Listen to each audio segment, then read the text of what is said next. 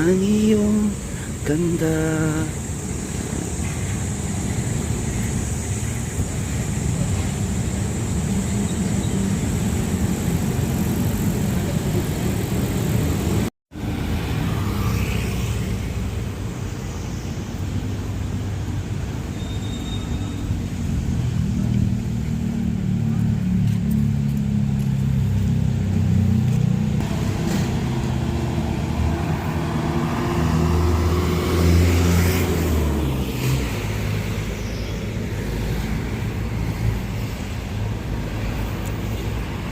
Yo, yo, yo! What's up, Quirino Avenue? Ayan na.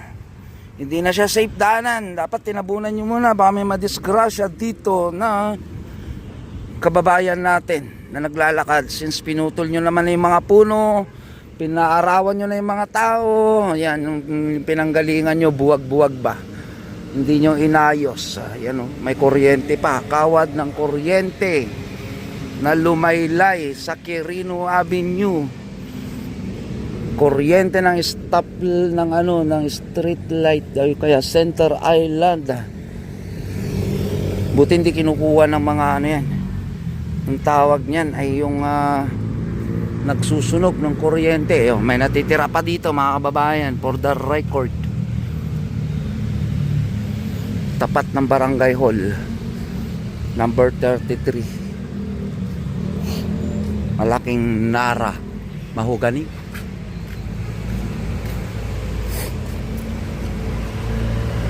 Yung iba wala na. Ganito na kami sa Maynila, wala na kaming puno. Yung naglalakihan dito sa may Center Island na inaalaga ng PDO, wala na. Buwag-buwag na rin yung Center Island dahil kinuha nila yung ugat. Lahat ng mga nabuwag na yan ay dyan tumayo yung mga puno dati. Mga kababayan, grabe naman ang ano dito, parking ng sasakyan.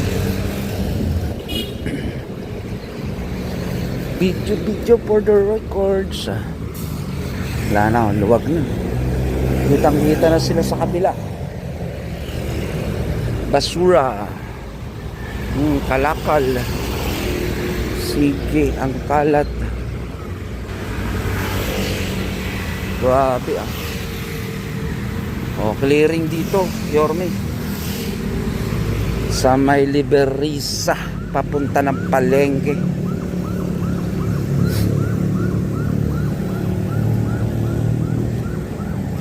Yan corner ng Liberisa tsaka Quirino na to mga kababayan. Kung saan tayo ay dito. Reclamation. Yan, malapit na tayo dito yan sa may Adriatico naman. Kasi buburain talaga nila yung Center Island na yan. Nandun yung mga heavy equipment lalakihan ng heavy equipment. Tapat na Manila, so tapos na yata sila mga kababayan. Ayun ang heavy equipment na kung saan ay ginagamit na pambura ng Center Island na yan. Malago pa tong puno na to. Tingnan natin sa mga susunod na vlog natin mga kababayan. Pag wala na yan, before and after natin siya, di ba? Ayan, malalago pa yan dito yan sa palaruan ng Batang Maynila. Yung nakagilid ng mga puno na yan, malapit na yan mabuwag mga kapatid.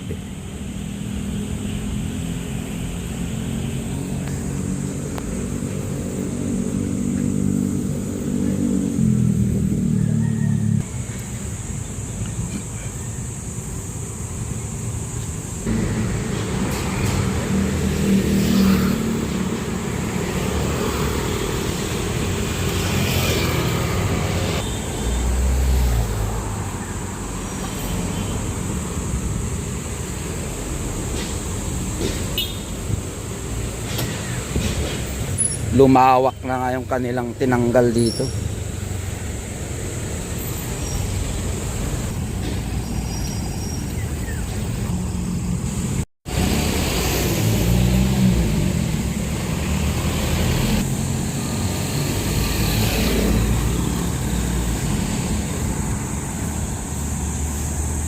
Okay, so ganyan pala yung mangyayari. Kagaya din ng bricks na naandun sa may kabila. Pag natanggal na nila ang center island, mga kababayan, yan yung maganyan yung magiging kapalit.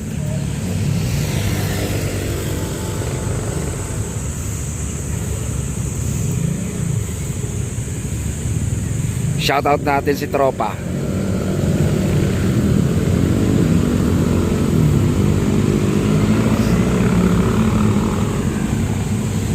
Kasi ito mga kababayan, itong part na to yung kanilang nilinis nung nakaraan. Kung pansin nyo, may center island pa doon sa bandaron, sa tapat ng palaruan ng Batang Maynila, mga kababayan ko. Ito yung binibideo natin nung nakaraan na in-upload natin as short o kaya reels.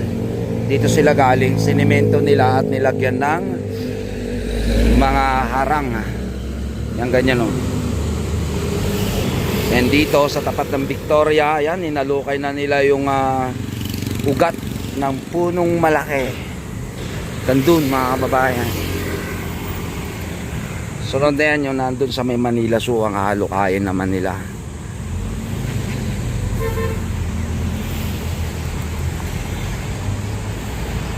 Mga bakas ng pinagputulan ng puno. Kasaysayan na talaga yung puno na lang ng puno dito sa Quirino Avenue ay hanggang kwento na lang yun. Ang old Quirino Avenue mga kababayan ay naandyan na lang sa ating mga video. Wala na yung mga naglalakihang puno na nakikita ninyo noong tayo ay nagbablog pa dito papuntang Manila Bay para sa exercise natin. Ngayon ganito na ang ating nakikita. Diba? May mga kukonti na lang. Pero karamihan mga kababayan ay tinanggal na. Kagaya ng lugar na yan.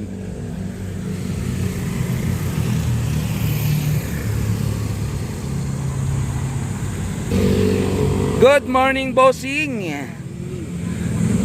Yon, tuloy tayo dito. Tingnan natin kung ano pa yung mga naputol nila. Ayan na.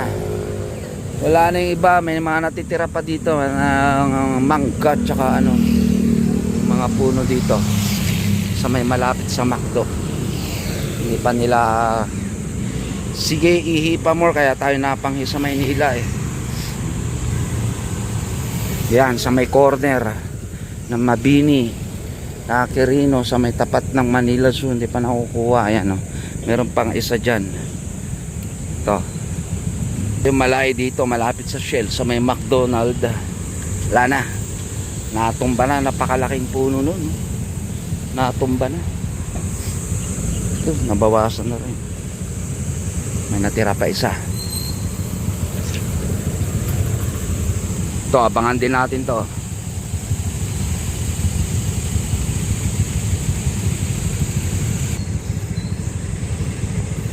Ito pa mga kababayan, yung mga ating pakakaabangan yung mga puno na to. Yan, gandun sa Rojas Boulevard. Tapat po yan ng Plaza ni Marcelo H. Del Pilar. Hindi pa nagagalaw sa kabila.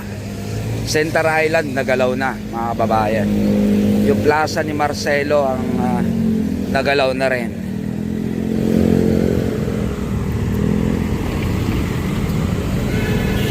Kaya dito tayo sa gawin na to dumaan para makita natin itong puno na kung saan ay marami pa. Plaza ni Mabini naman yan mga kababayan, sa madaming pang puno-puno na yan. Mabini, Apolinario Mabini.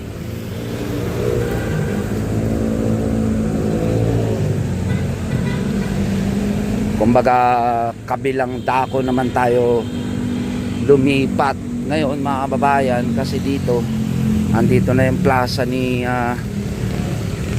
Marcelo H. Del Pilar. At kapansin-pansin dito tumubo yung mga halaman mga kababayan ko. Ito na ngayon yan, plaza ni Marcelo H. Del Pilar. Compare nyo dun sa video na ginawa natin, madaming malaking puno dito. Nyug na lang yung itinira nila. Ito yung mga bakas ng pinag-araruhan nila dahil kinuha nila yung ugat ng punong kahoy na kanilang pinutol dito, mga kababayan. Yan na lang yung natitira. Yan yung mga recorded natin para dito sa tinatawag natin documentation ng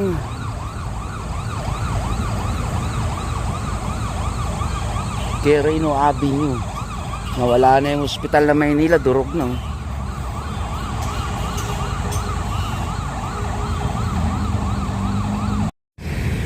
Yan, tuloy natin yung video ng ating kasaysayan sa Quirino Avenue.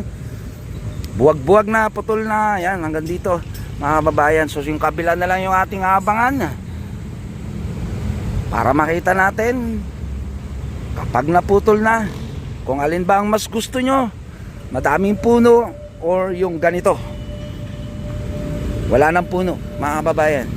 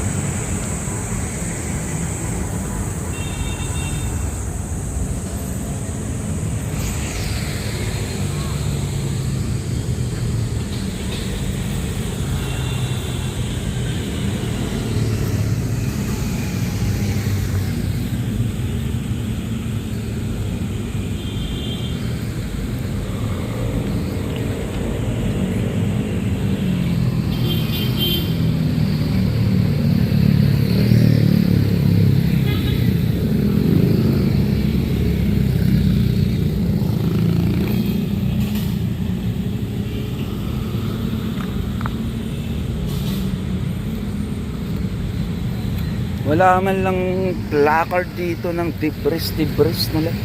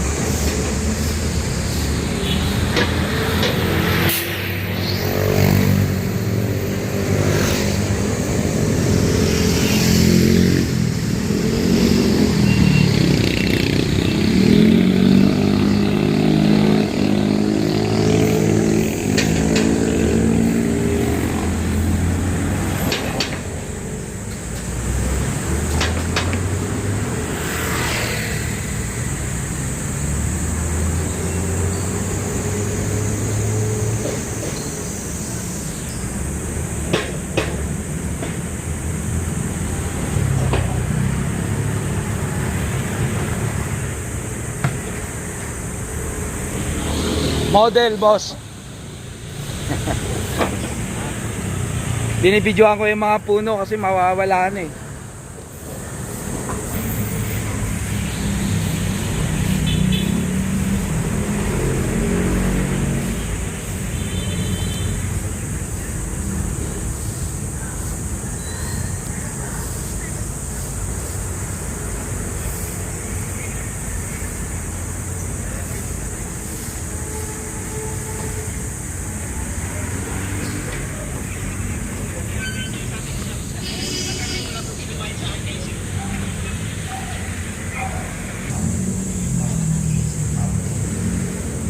Dami.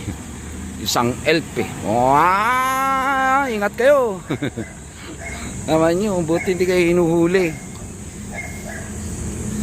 Oh, only in the Philippines.